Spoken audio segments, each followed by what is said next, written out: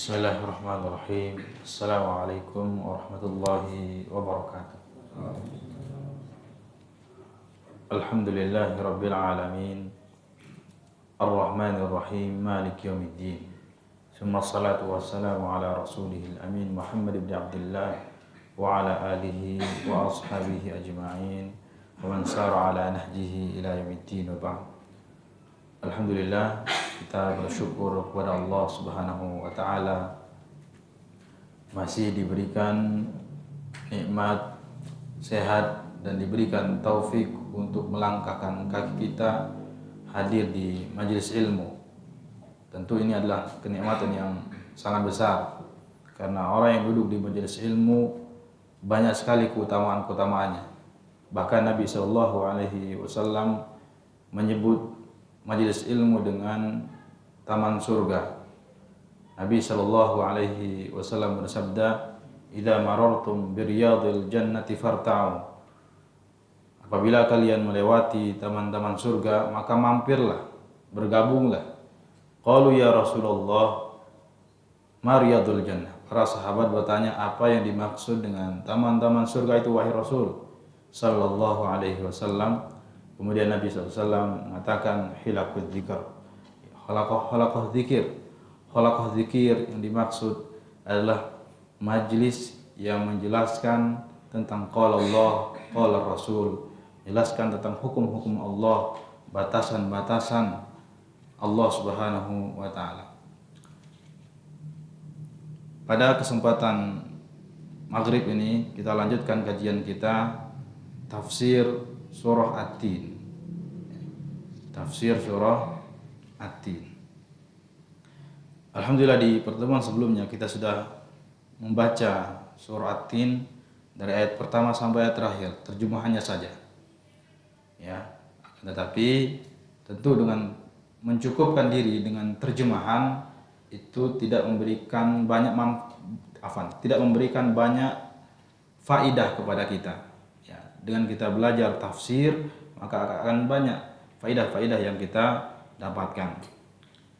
Baik, kita lanjutkan tafsir surah At-Tin. A'udzubillahi minasyaitonir rajim. Bismillahirrahmanirrahim. Wat-tini waz-zaitun wa turi sinin wa hadzal baladil amin. Laqad khalaqnal insana fi ahsani taqwim. Thumma radadnahu asfala safilin. Illa alladhina amanu wa 'amilus solihati falahum ajrun ghairu mamnun. Fama yukadzibuka ba'du biddin, alaysallahu bi ahkamil hakimin. Surah At-Tin adalah surah ke-95. Surah At-Tin adalah surah ke-95 dan termasuk surah Makkiyah. Ya, sebagaimana yang telah kita sebutkan di pertemuan sebelumnya, surah Makkiyah adalah ayat yang turun sebelum Nabi Shallallahu Alaihi Wasallam berhijrah ke kota Madinah. Dan di antara cara mengetahui, walaupun tidak semuanya, bahwa ayat tersebut adalah surah Makkiyah, ayatnya apa? Pendek-pendek. Ya, ayatnya pendek-pendek. Walaupun tidak semua, tapi di antara cara mengetahui bahwa ini surah Makkiyah adalah ayatnya pendek-pendek. Baik. Disebutkan di kitab ini kandungan surah At-Tin yang pertama, mereka yang bersyukur lalu beriman dan beramal saleh sehingga mereka mendapatkan surga Allah Subhanahu wa taala. Ini kandungan yang pertama dalam surah At-Tin. Mereka yang bersyukur lalu beriman dan beramal saleh sehingga mereka mendapatkan surga Allah Subhanahu wa taala. Kemudian yang kedua, kandungan yang kedua dari surah At-Tin, mereka yang kufur terhadap nikmat Allah Subhanahu wa taala. Mereka yang kufur terhadap nikmat Allah Subhanahu wa taala sehingga dikembalikan ke tempat yang paling rendah, yaitu neraka jahanam. Waliyazbillah. Yang kedua adalah mereka yang kufur terhadap nikmat Allah Subhanahu wa ta'ala sehingga dikembalikan ke tempat yang paling rendah, yaitu neraka Jahannam. Ini dua kandungan dari surah At-Tin. Dalam Sahih Muslim dari Al-Barra bin Azib radhiyallahu anhu menceritakan, dari Al-Barra bin Azib menceritakan, annahu kana fi safarin fa shalla al-isya al-akhirah fa qara'a fi ihda ar-rak'atain bit-tin waz-zaitun. Bahwasanya Nabi SAW pernah bersafar. Kemudian beliau SAW melaksanakan salat Isya. Salah satu dari dua rakaat tersebut yang membaca surah dengan suara jahar itu apa? Membaca At-Tini waz-Zaitun, Bit-Tini waz-Zaitun.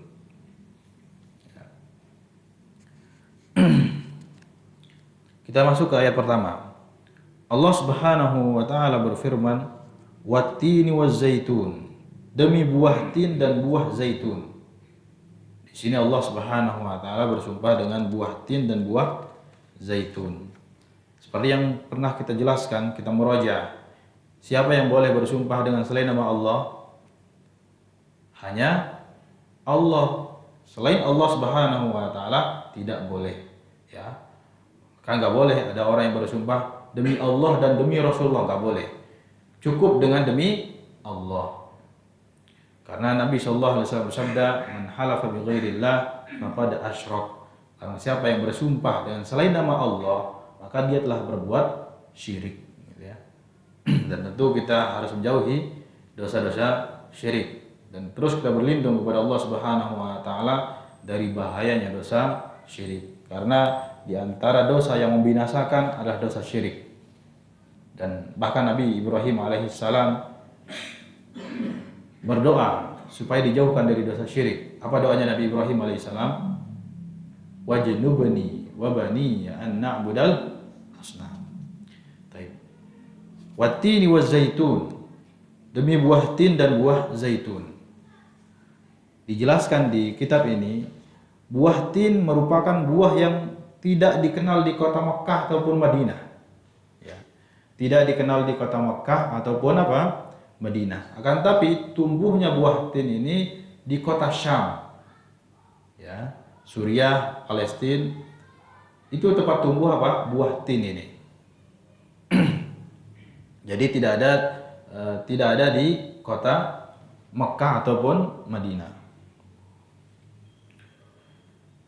Disebutkan juga di sebagian ulama menyebutkan bahwa buah tin ini adalah buah yang mirip, yang paling mirip dengan buah-buahan yang ada di surga. Ya. Apa di antara cirinya? Pertama, mudah untuk diambil. Ya, jadi nggak perlu memanjat atau menggunakan apa?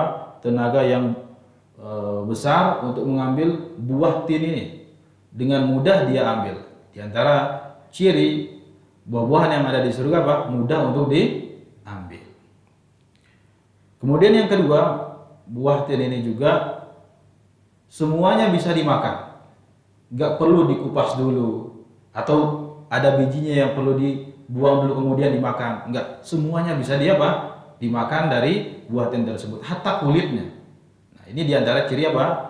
Buah-buahan yang ada di surga.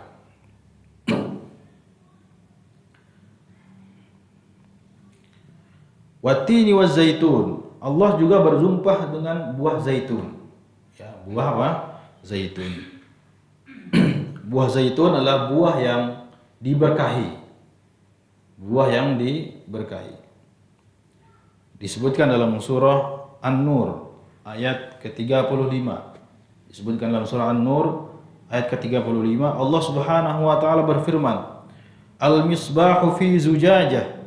Pria itu di dalam tabung kaca.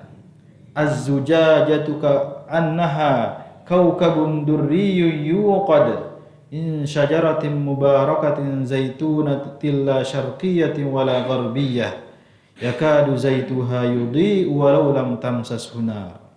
Yang artinya tabung kaca itu bagaikan bintang yang berkilauan yang dinyalakan dengan minyak dari pohon yang diberkahi. Apa pohon yang diberkahi tersebut? Yang dimaksud di sini adalah apa? Buah zaitun. Pohon zaitun tumbuh di negeri Syam, sama dengan apa? Buah tin tadi. Dan orang-orang Quraisy atau orang-orang Arab itu sudah tahu kalau buah tin, buah zaitun itu tumbuh di negeri Syam. Maka disebutkan juga di sini ketika Allah Subhanahu wa taala bersumpah dengan buah tin dan buah zaitun, menjadikan orang-orang yang mendengarkan ayat ini, terutama orang-orang Arab di waktu itu, mengalihkan perhatian mereka. Sehingga otomatis ketika disebutkan buah tin dan buah zaitun, maka yang diingat apa? Negeri Syam. Sama kalau kita apa? Buah kurma, maka yang kita ingat apa? Arab gitu. Jadi seperti itulah. Jadi ketika disebutkan buah tin dan buah zaitun, orang Arab di waktu itu langsung ingat, oh Syam, negeri Syam. Makanya di tafsiran yang lain, ketika dijelaskan ayat pertama ini, Allah Subhanahu wa taala bersumpah dengan negeri Syam. Jadi kalau antum baca di tafsiran yang lain, mungkin antum akan dapatkan demi negeri Syam, ya. Karena apa? Buah tin dan buah zaitun ini tumbuhnya di negeri Syam, sehingga ketika orang Arab mendengar waktu itu, maka langsung teralihkan pikiran mereka bahwa yang dimaksud adalah negeri Syam, begitu. Sehingga Allah Subhanahu wa taala bersumpah dengan nama tempat juga. Allah bersumpah dengan buah tin dan buah zaitun yang diberkahi, dan Allah bersumpah dengan nama tempat, yaitu negeri Syam. Selanjutnya Allah Subhanahu wa taala berfirman di ayat kedua, wa turi sinin. Masih bersumpah di sini, ya. Artinya sangat penting, sangat ditekankan kepada kita apa yang Allah Subhanahu wa taala sebutkan di ayat-ayat setelahnya. Setelah Allah Subhanahu wa taala bersumpah, wa turi sinin, demi gunung Sinai. Ya. Tur, dikatakan Tur adalah lembah yang mana lembah tersebut banyak pohon buah-buahan atau tumbuh-tumbuhan, ya. Itu dinamakan apa? Tur. Tur itu dinamakan tur apa? Ketika lembah tersebut dipenuhi dengan buah-buahan atau tumbuh-tumbuhan.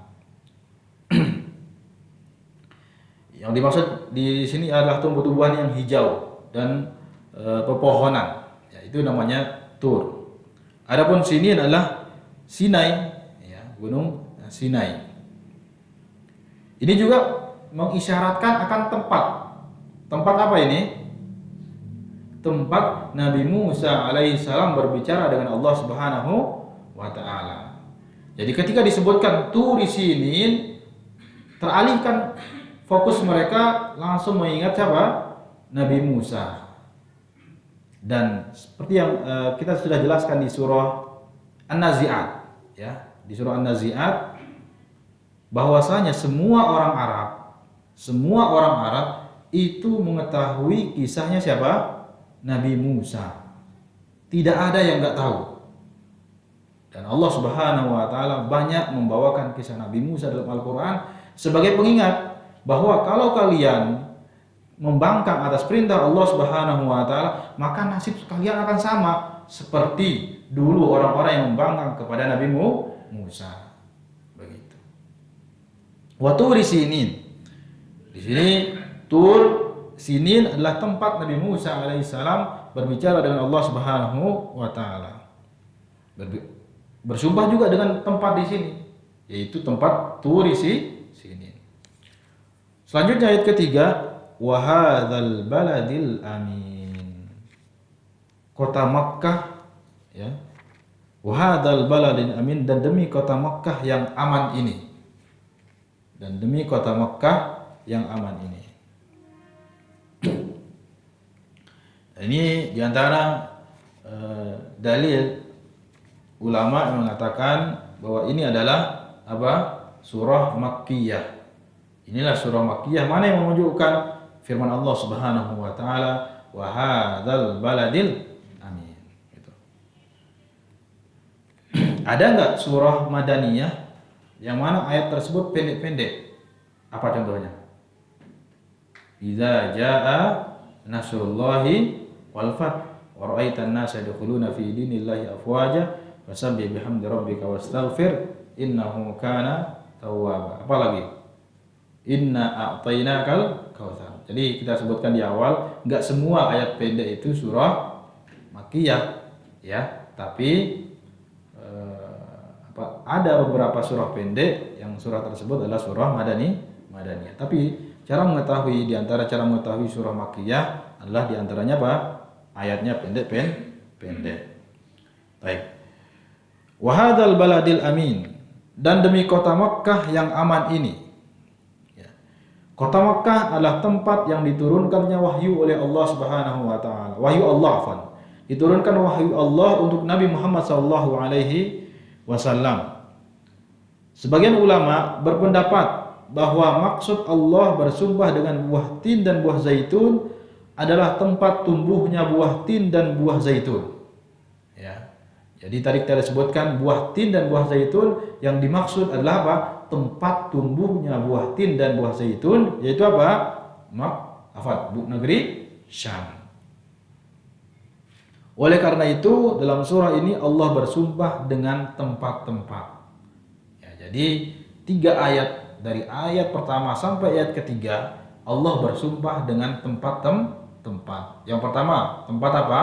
Syam, yaitu tempat tumbuhnya tempat tumbuhnya buah zaitun dan buah tin. Kemudian yang kedua, Turi Sinin, tempat yang kedua yaitu tempat Nabi Musa alaihissalam berbicara dengan Allah Subhanahu wa taala. Tempat yang ketiga, Makkah, itu tempat diturunkannya Al-Qur'an, ya.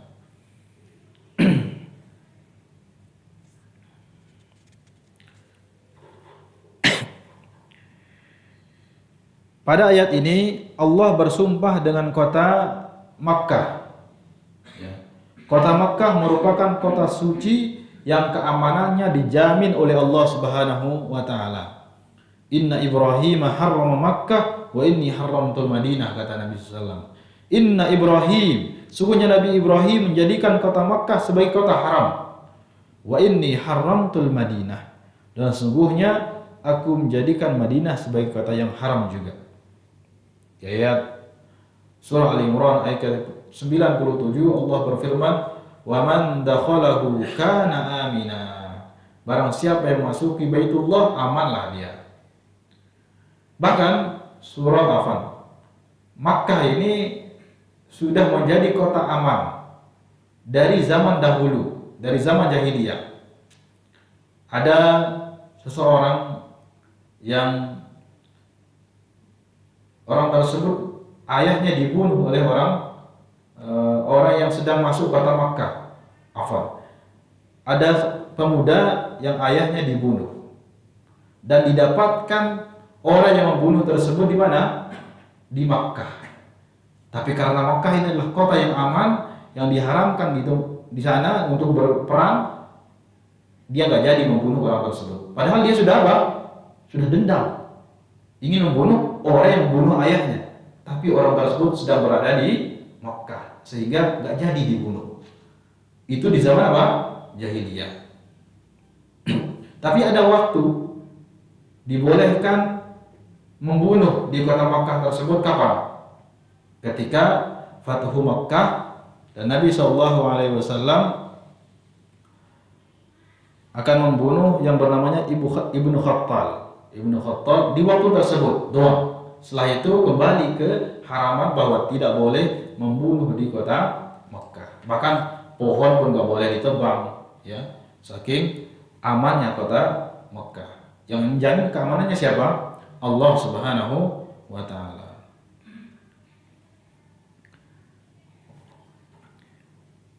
Kemudian beliau menjelaskan, hafizahullah taala, beliau mengatakan hal ini menunjukkan bahwa seluruh nabi berada dalam agama yang satu. Baik Nabi Musa, Nabi Isa, Nabi Muhammad. dan nabi-nabi yang lain.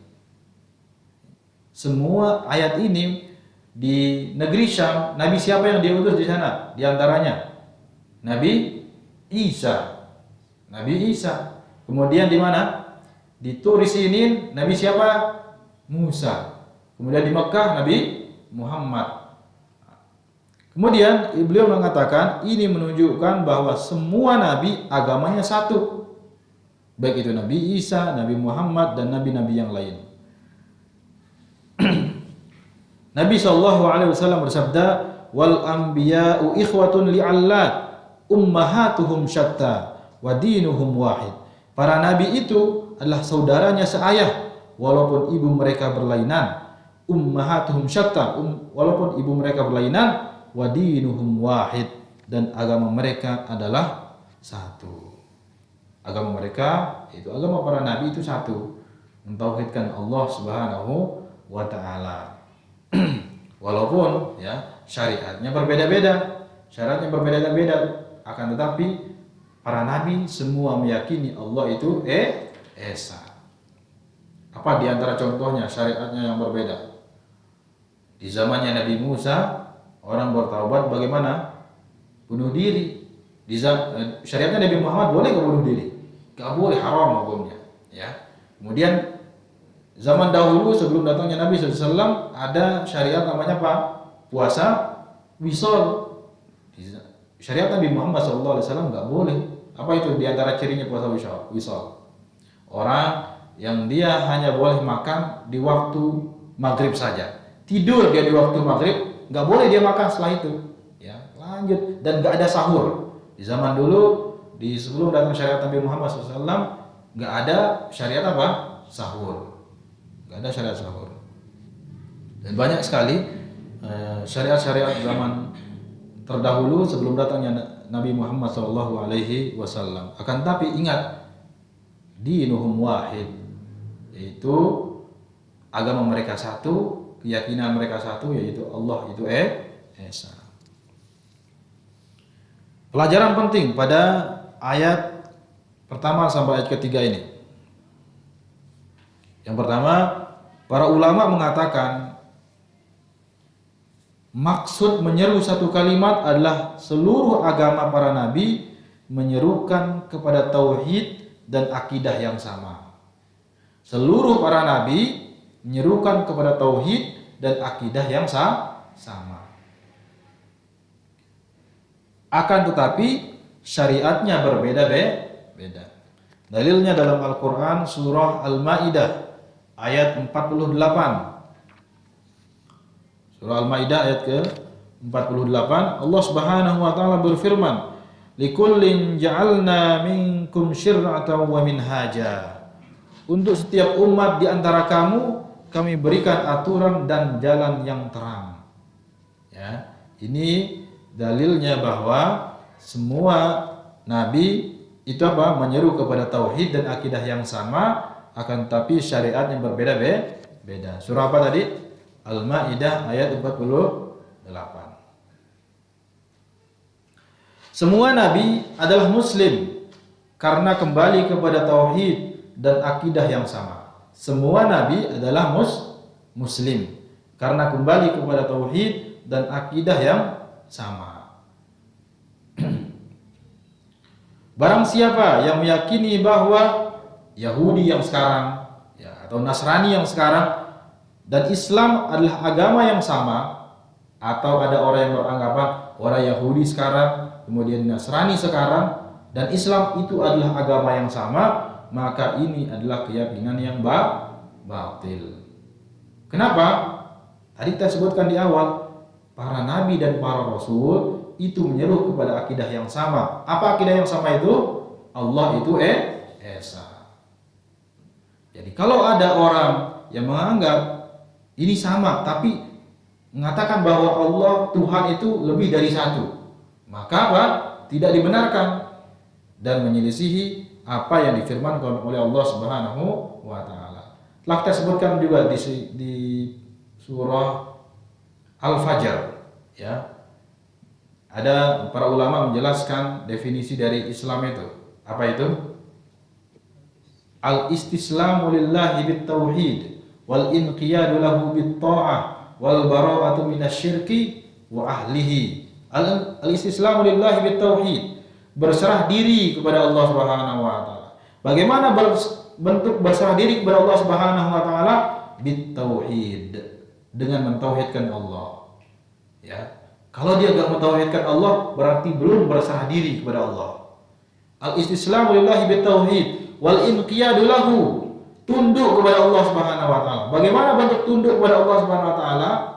Bit-tha'ah, dengan ketaatan. Apa macam ketaatan?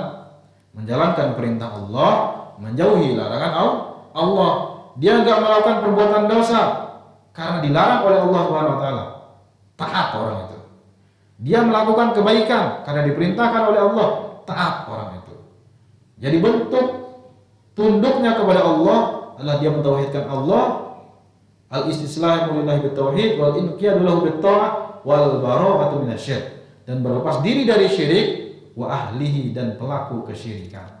Ya, itu dinamakan muslim. Dan para nabi dan para rasul semuanya muslim karena mereka berserah diri kepada Allah dengan mentauhidkan Allah. Kalau tidak mentauhidkan Allah, berarti tidak berserah diri kepada Allah Subhanahu wa taala. Jadi tadi kita ulang, kalau ada orang yang beranggapan bahwa Yahudi sekarang atau Nasrani yang sekarang dan Islam adalah agama yang benar, agama yang sama, maka ini tidak dibenarkan, karena para nabi dan para rasul itu menyeru ke akidah yang sama, tauhid yang sama, yaitu Allah Subhanahu wa taala esa. Ya, sementara Yahudi yang sekarang atau Nasrani yang sekarang itu berbeda. Bahkan Allah Subhanahu wa taala mengkafirkan mereka. Ini jelas dalam Al-Qur'an surah Al-Imran. Tulis surah Al-Imran ayat 67. Ayat 67, Allah mengkafirkan orang-orang Nasara dan Yahudi. Makanya aneh, ya. Aneh orang-orang yang beranggapan atau yang bermesraan seakan-akan mengajarkan kepada kaum muslimin kita itu sama, bermesraan dengan orang-orang Yahudi. Tapi dalam bersosial boleh tidak? Boleh. Tapi menganggap seakan-akan keyakinannya sama keyakinan kita itu sama, ini adalah keyakinan yang batil. Allah mengkafirkan mereka. Dalam surah Al-Imran ayat 67, Allah Subhanahu wa taala berfirman, "Ma kana Ibrahim Yahudiyyan wala Nasraniyyan, walakin kana hanifan muslima wa ma kana minal musyrikin." Ma kana Ibrahim Yahudiyyan wala Nasraniyyan. Ibrahim bukanlah seorang Yahudi, wala Nasraniyya, dan bukan orang Nasrani. Walakin kana hanifa, akan tetapi Nabi Ibrahim ia adalah seorang yang lurus, muslim, wa ma kana minal musyrikin, dan dia tidaklah termasuk orang-orang yang berbuat syirik. Di surah Al-Baqarah juga disebutkan. Surah Al-Baqarah disebutkan, Allah berfirman ayat 135, Al-Baqarah ayat 135. Wa qalu kunu hudan aw nasara tahtadu. Dan mereka berkata, jadilah kamu penganut Yahudi atau Nasrani, tahtadu, niscaya kamu mendapat petunjuk. Qul bal millata Ibrahim hanifa wa ma kana minal musyrikin.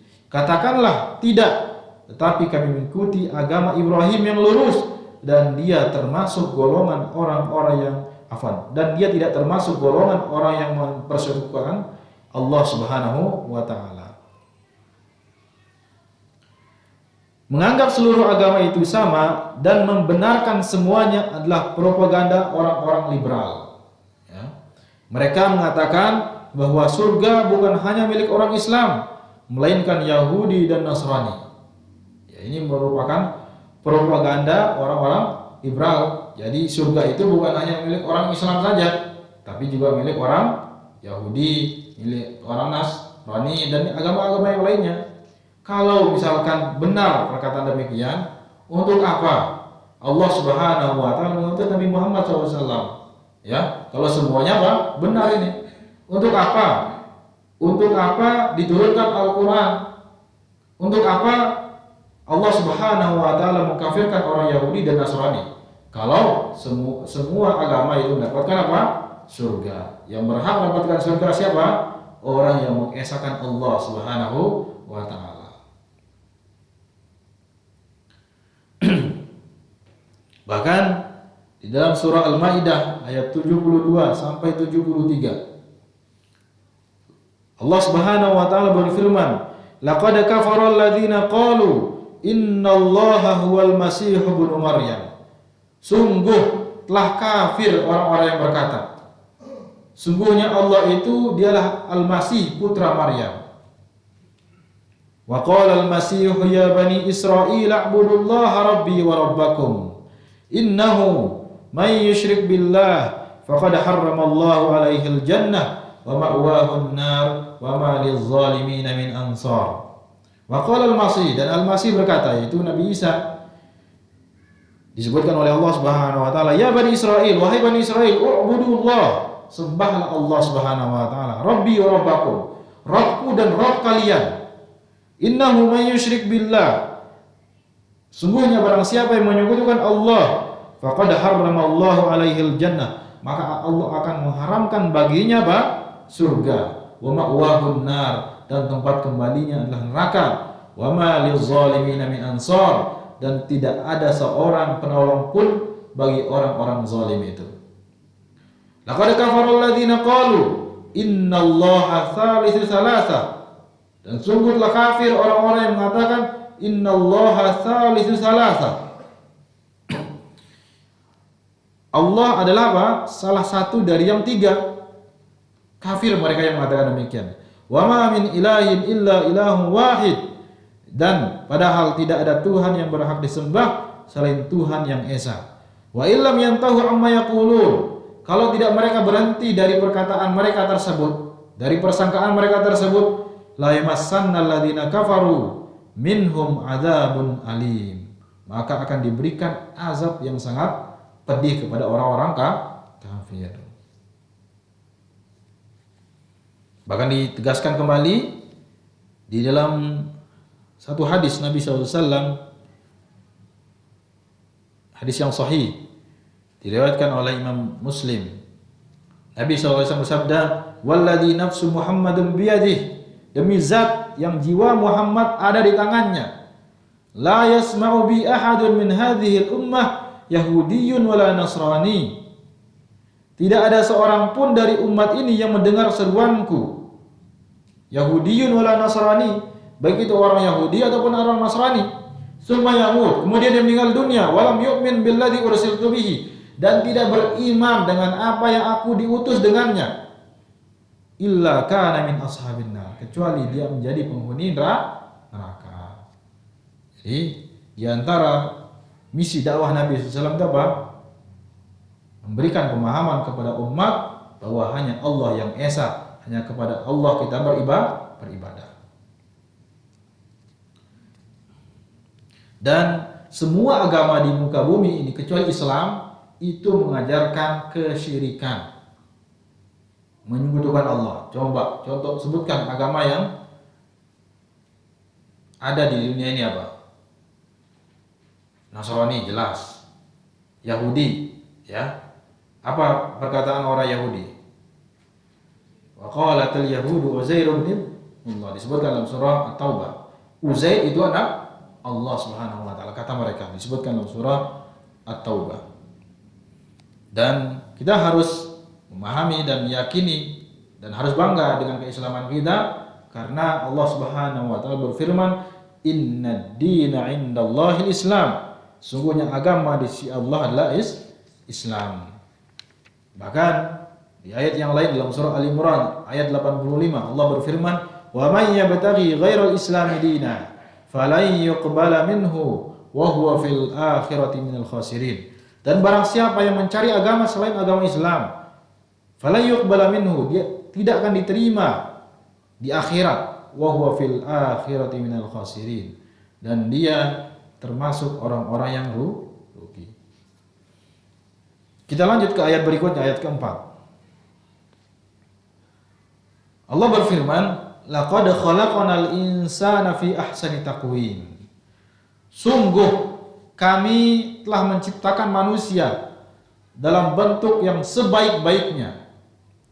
Sungguh kami telah menciptakan manusia dalam bentuk yang sebaik-baiknya. Allah bersumpah dengan 4 hal di ayat-ayat sebelumnya, yaitu untuk menekankan kita bahwa Allah yang menciptakan manusia dalam bentuk yang paling baik. Ya. Allah bersumpah di ayat sebelumnya dengan 4 hal, menekankan kepada kita bahwa dialah Allah Subhanahu wa taala menciptakan manusia dalam bentuk yang paling baik. Laqad khalaqnal insana fi ahsani taqwim. Para salaf mengatakan, salah satu bukti manusia diciptakan dalam bentuk yang paling indah. Apa buktinya? Satu, diantaranya manusia diciptakan dalam bentuk tegak jika berdiri. Ketika dia berdiri, dia tegak. Ini diantara bentuk penciptaan Allah Subhanahu wa taala kepada manusia yang begitu sempurna. Kemudian selanjutnya diantara buktinya, manusia makan dengan tangannya, ya, tidak langsung dengan mulut, tapi ada proses dari tangan. Ini adalah bentuk Allah Subhanahu wa taala menciptakan manusia dalam bentuk yang paling baik.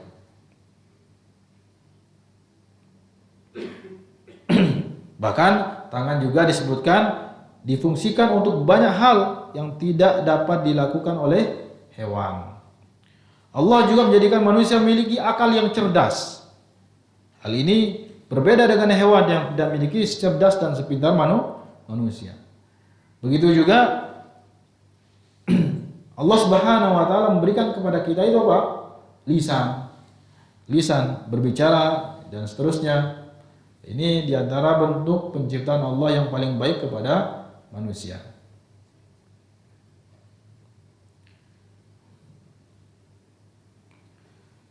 Kemudian Ibnul Arabi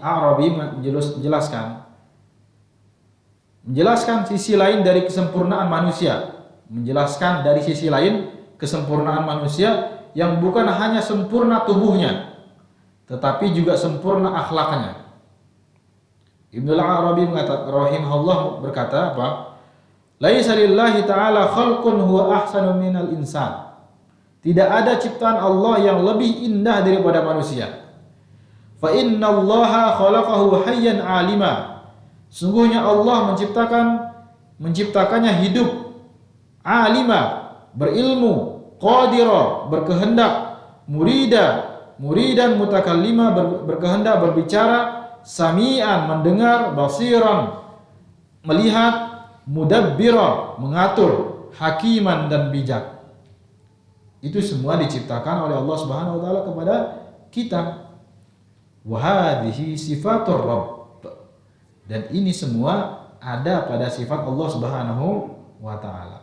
Tapi tentu apa yang ada pada diri kita tidak sama dengan Allah Subhanahu wa taala. Laisa kamitslihi syai' wa huwas samiul basir. Melihatnya kita tentu berbeda dengan melihatnya Allah Subhanahu wa taala. Bagaimana melihatnya Allah Subhanahu wa taala?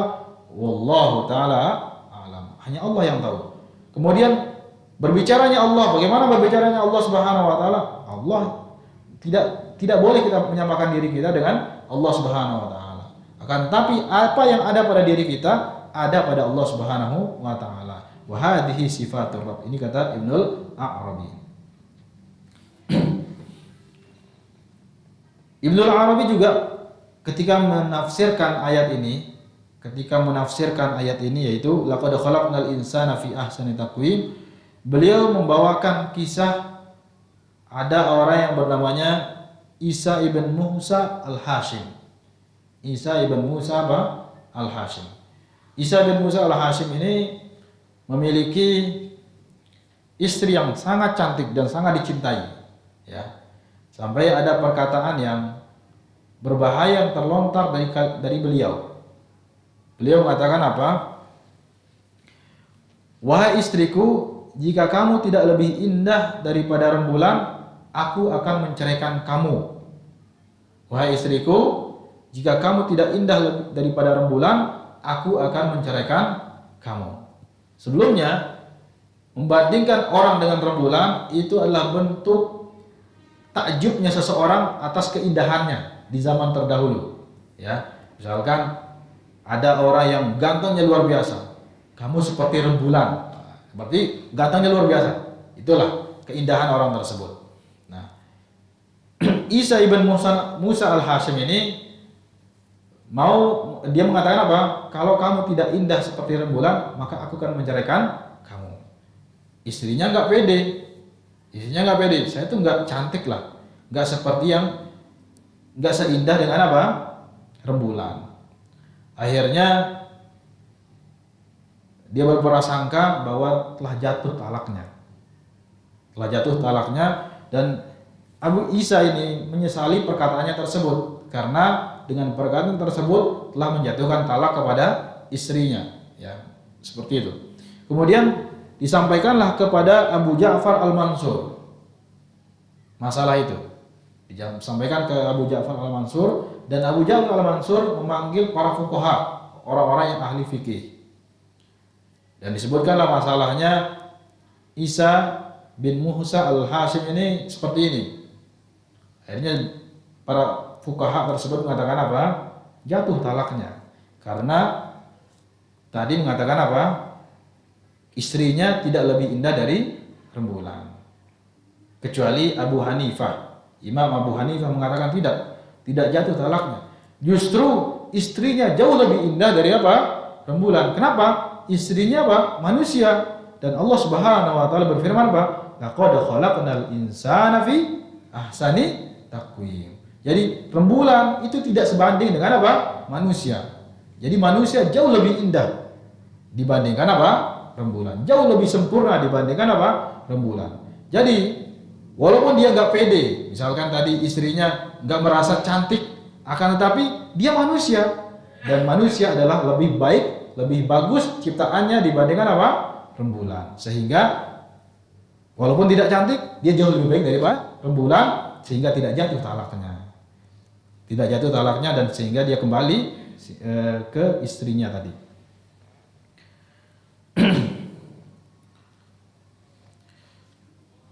Kita lanjut ke ayat kelima. Tsumma radadnahu asfala safilin. Kemudian kami kembalikan dia ke tempat yang serendah-rendahnya.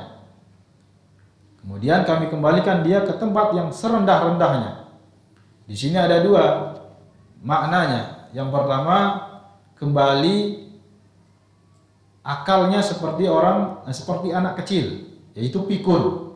Ya, tadinya luar biasa sempurna, sehat badannya, tapi pada waktunya dia kembali lemah, lemas, bahkan kadang lupa. Itu tafsiran yang pertama. Tafsiran yang kedua, yang dimaksud dengan asfala safilin di sini adalah apa? Neraka jahanam. Kenapa? Karena manusia diberikan nikmat yang sangat luar biasa. Apa nikmat tersebut? Disempurnakan penciptaannya mereka. Kalau mereka diberikan nikmat yang luar biasa, harusnya nikmat tersebut digunakan untuk beribadah kepada Allah Subhanahu wa taala. Ya, diberikan kesehatan, dimanfaatkan waktu sehatnya untuk menghadiri majelis ilmu, dimanfaatkan waktu sehatnya untuk tetap hadir di masjid, ya, atau hal-hal yang lainnya dimanfaatkan. Kalau tidak dia bersyukur kepada Allah Subhanahu wa taala, maka tsumma radadnahu asfala safilin. Maka akan diberikan balasan, yaitu masuk neraka jahanam. Ya. Tsumma radadnahu asfala safilin. Kita baca penjelasan beliau. Tsumma radadnahu asfala safilin. Inilah inti pembicaraan surah At-Tin. Jadi kata beliau hafizahullah taala, inti dari surah At-Tin itu apa? Ayat kelima ini. Ayat kelima ini adalah inti dari surah At-Tin. Tsumma radadnahu asfala safilin. Inilah inti pembicaraan dari surah At-Tin. Allah bersumpah dengan beberapa perkara untuk mengingatkan manusia bahwa Dia menciptakan dalam bentuk yang terindah, tetapi Allah juga dapat mengembalikannya ke tempat yang paling rendah. Hal itu karena mereka kufur dan tidak mensyukuri nikmat Allah Subhanahu wa taala.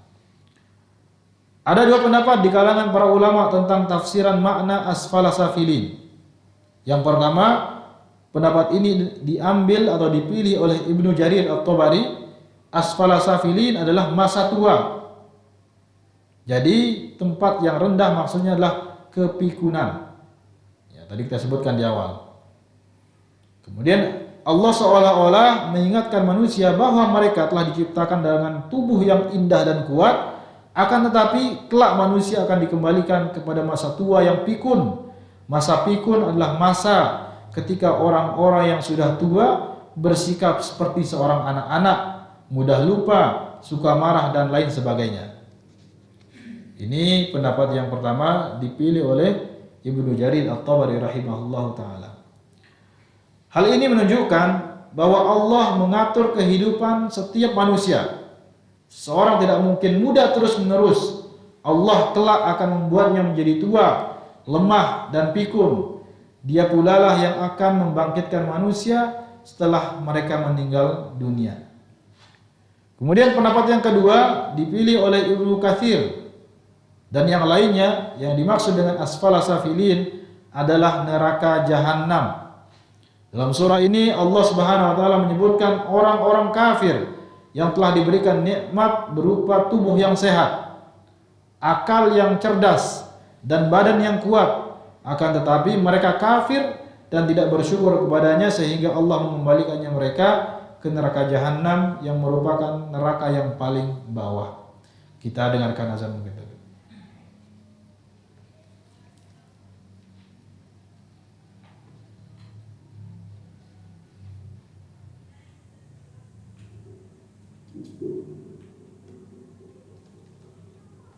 Allahu Akbar, Allahu Akbar, Allahu Akbar, Allahu Akbar. Asyhadu an la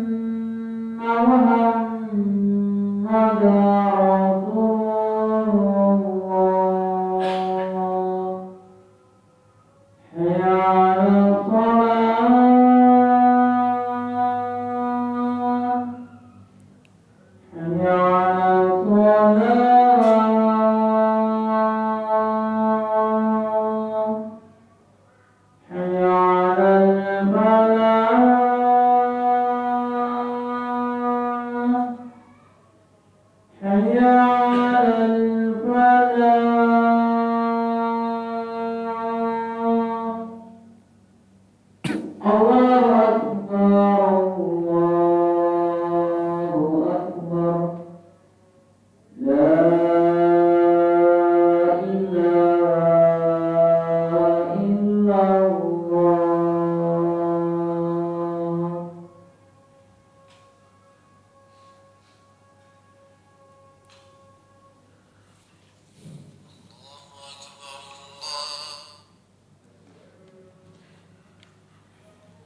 Baik, kita lanjutkan. Alhamdulillah wassalatu wassalamu ala alihi washabihi wa mawala. Asfala safilin tadi disebutkan ada dua pendapat di antara para ulama. Ibnu Jarir At-Tabari merajihkan yang dimaksud dengan asfala safilin adalah masa tua. Kemudian Ibnu Katsir merajihkan pendapat bahwa yang dimaksud dengan asfala safilin adalah neraka jahanam. Allah Subhanahu wa taala berfirman di ayat berikutnya, di ayat ke-6, "Illal ladzina amanu wa amilus shalihat falahum ajrun ghairu mamnun. Kecuali orang-orang yang beriman dan mengerjakan kebajikan, maka mereka akan mendapatkan pahala yang tidak ada putus-putusnya. Illal ladzina amanu wa amilus shalihat falahum ajrun ghairu mamnun. Kecuali orang-orang yang beriman dan mengerjakan kebajikan, maka mereka akan mendapatkan pahala yang tidak ada putus-putusnya. Artinya apa? Orang yang diberikan nikmat tubuh yang sehat, sempurna tubuhnya, ya, karena diciptakan oleh Allah Subhanahu wa taala, dia bersyukur.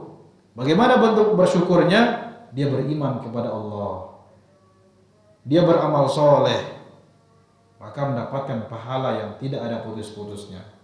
Jadi bentuk rasa syukur yang sering kita ingatkan, sering kita sebutkan adalah dengan beribadah kepada Allah, dengan beramal soleh. Itu bentuk rasa syukur. Ya.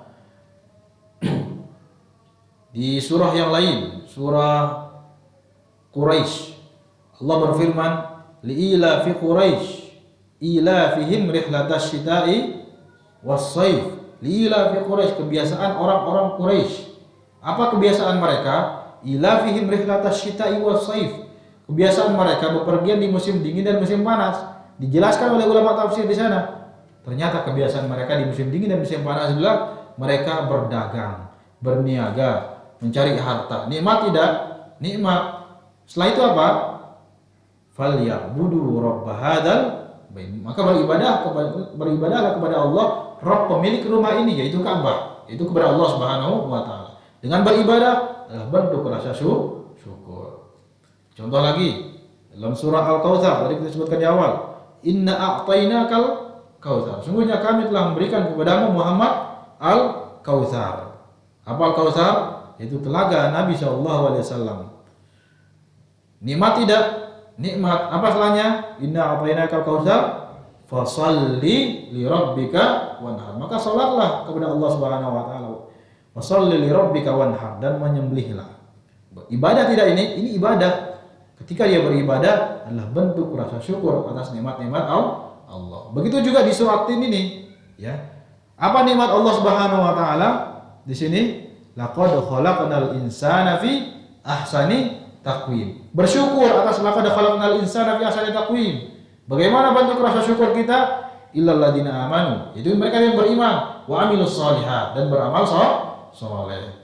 Kalau mereka tidak bersyukur, dengan tidak beriman dan tidak beramal soleh, maka mereka akan dikembalikan kepada summardannahu asfala safilin. Illal ladzina amanu wa amilus shalihat falahum ajrun ghairu mamnun. Ya, beriman kepada Allah Subhanahu wa taala. Kapan seorang dikatakan beriman? Apa definisi dari beriman? Kapan seorang dikatakan beriman kepada Allah Subhanahu wa taala? Qaulun bil lisan, diucapkan dengan lisan, waqtiqadun bil janan, dan dia yakini, diimani oleh hatinya, wa amalun bil arkan, ya, dan ditunjukkan keimanannya tersebut dengan amalannya. Yazidu bi ta'atir rahman. Iman itu bisa bertambah kalau dia mentaati Allah Subhanahu wa taala. Wa yanqusu bi ta'ati syaitan. Dan iman bisa berkurang ketika dia mengikuti bujukan dari syaitan. Ya, iman yang kita yakini dari Ahlus Sunnah wal Jamaah, iman itu bisa bertambah dan bisa berkurang. Karena ada orang-orang yang meyakini bahwa iman itu tidak bertambah dan tidak berkurang, atau iman itu tidak pernah berkurang, terus bertambah. Ya, karena ini ada kaitannya pemahaman orang-orang yang radikal, seperti, ya, ketika dia melakukan dosa besar, tentu dosa besar adalah perbuatan buruk, tapi bisa bertaubat kalau dia benar taubatnya. Sebagian orang yang tidak meyakini bahwa iman itu tidak bisa berkurang, ketika orang itu berbuat dosa, menganggapnya bahkan telah melakukan atau telah kafir, ya, telah kafir. Atau bahkan sebaliknya, ketika dia melakukan dosa, maka imannya tetap iman, tidak ada yang bertambah atau tidak ada yang berkurang. Tapi keyakinan Ahlus Sunnah wal Jamaah, iman itu bisa bertambah dengan semakin taat kepada Allah, dan iman itu bisa berkurang ketika dia memaksiati Allah atau mengikuti bujukan dari syaitan. Illal ladzina amanu, kecuali mereka yang beriman, wa amilus shalihat. Dan kapan amalan itu dikatakan amal soleh? Yang pertama, ikhlas karena Allah Subhanahu wa taala. Kalau enggak ikhlas, belum dapatkan amal soleh. Kemudian yang kedua, ittiba, mengikuti apa yang dicontohkan oleh Rasulullah sallallahu alaihi wasallam, ya. Ada amalan yang dia kerjakan ikhlas dia, tetapi apa? Tidak datang dari Nabi sallallahu alaihi wasallam, maka tertolak. Nabi sallallahu alaihi wasallam bersabda, "Man amila amalan laisa alaihi amruna fahuwa raddun." Barang siapa yang mengerjakan amalan yang tidak datang dari kami, maka tertolak. Atau ada orang yang melakukan amalan atau amal soleh, tapi tidak ikhlas karena Allah Subhanahu wa taala, maka tidak dikatakan amal soleh. Sebagaimana hadis yang sangat masyhur ketika Abu Hurairah radhiyallahu anhu menyampaikan hadis, ya, 3 golongan yang diawalkan masuk neraka, diseret. Dan ketika menyampaikan hadis ini, Abu Hurairah sampai pingsan 3 kali. Sampai pingsan 3 kali. Apa yang pertama? Orang yang membaca Al-Quran supaya dikatakan apa? Qori. Amal soleh tidak membaca Al-Quran. Amal soleh tapi ikhlasnya enggak ikhlas karena Allah SWT. Niatnya bukan karena Allah SWT. Kemudian dia berinfakkan hartanya. Amal soleh tidak. Amal soleh tapi enggak ikhlas karena Allah SWT. Maka tidak mendapatkan pahala, bahkan menjadi orang yang pertama masuk neraka. Jadi kapan dikatakan amal soleh? Ikhlas karena Allah dalam beramal, kemudian sesuai apa yang dicontohkan oleh Rasulullah Shallallahu Alaihi Wasallam. Ketika ini semua dikerjakan, ini adalah orang-orang yang bersyukur atas nikmat Allah Subhanahu Wa Taala. Apa nikmat Allah Subhanahu Wa Taala yang disebutkan di sini? Laqad khalaqnal insana fi ahsani taqwim. Insyaallah kita lanjutkan di pertemuan berikut, di pertemuan selanjutnya. Semoga apa yang kita pelajari di hari ini atau sore ini bermanfaat untuk kita dan bisa kita amalkan, dan diberikan kepada kita keistiqomahan dalam menuntut ilmu, dan diberikan kepada kita kemudahan dalam melakukan amal soleh, dan semoga apa yang kita kerjakan dari kebaikan diterima oleh Allah Subhanahu wa taala. Subhanakallahumma bihamdik, asyhadu an la ilaha illa anta, astaghfiruka wa atubu ilaik. Assalamualaikum warahmatullahi wabarakatuh.